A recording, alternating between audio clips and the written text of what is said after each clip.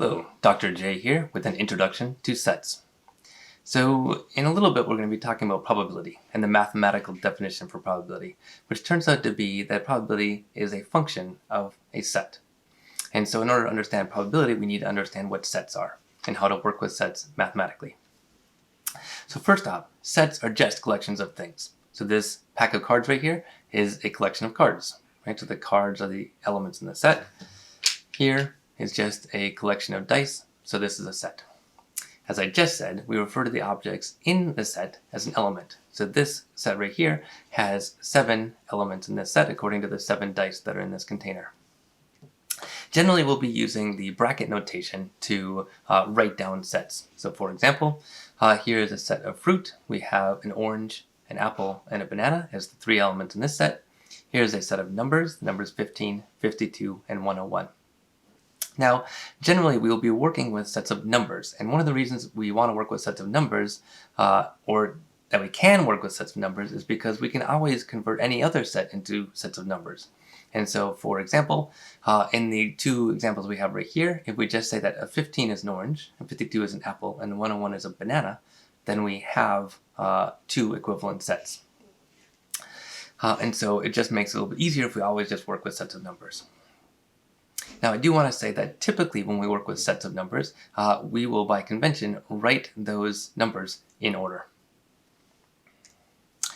Alright, so sometimes sets are too big to actually completely write out all the elements that are in the set. Actually, this is commonly the case. And so we're going to use a shorthand. The shorthand is going to be in the form of ellipses. So here's an example of a set that uses that ellipse notation.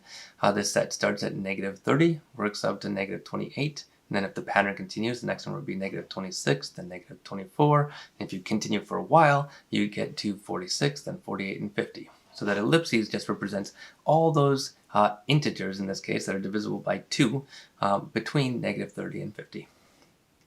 Here's a similar looking set that also involves integers, in this case, integers that move by 1, so 4, 5, 6, and now the ellipses here represent 7, 8, 9, and so on. You've also seen, probably before, you've seen intervals. So intervals are another type of set.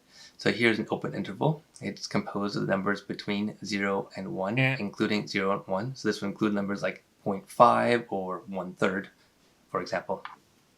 We can have closed intervals. Here's an example of a closed interval that includes all the numbers between -2 and 3.5, but now it includes the endpoint. So it includes -2 and 3.5. Finally, we have a half open interval here from -pi to +pi. It includes -pi, but not +pi. The elements of a set are going to be denoted using this funky E-looking symbol. So if we want to say that an element is in the set, we'll use that symbol. So here's a couple of examples.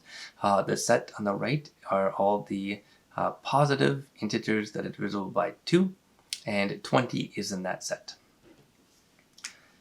Here we have the open interval from -1 to 1, and 0 is in that set.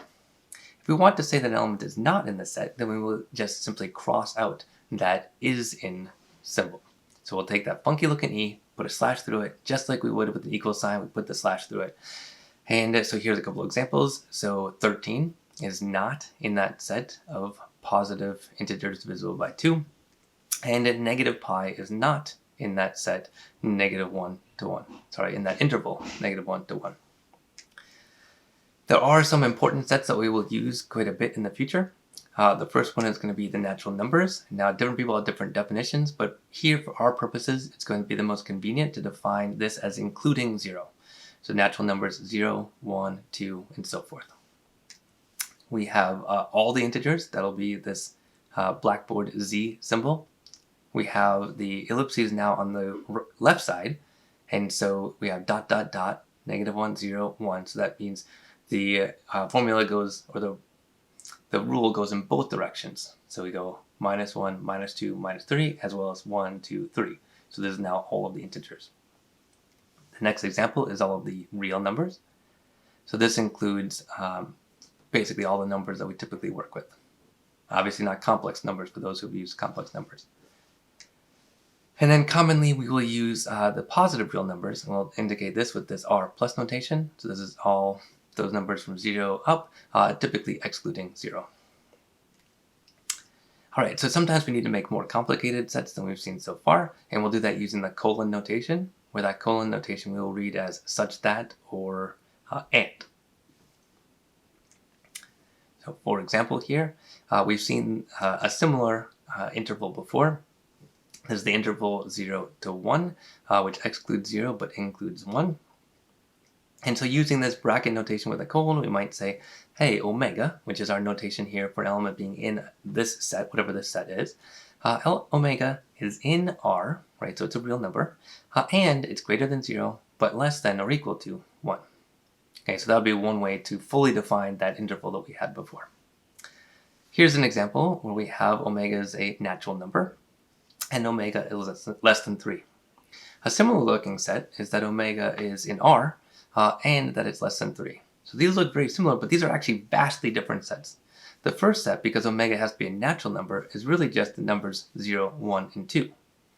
Whereas the second one, because it can be all real numbers, this is all the real numbers, right, starting from negative infinity on up to 3. And as I mentioned before, omega is just the notation that I will use to indicate thinking about an element and whether or not it's in the set. Alright, so here's the set summary. So we're going to use bracket notation. We're going to use omega as a symbol to talk about an element. Elements can either be in, which is that funky E symbol, or not in the set, where we've taken and slashed through that funky E symbol. Going forward, we're going to often be using those important sets that I just mentioned, so the natural numbers, the integers, the real numbers, and the positive reals. So until next time, have a good one.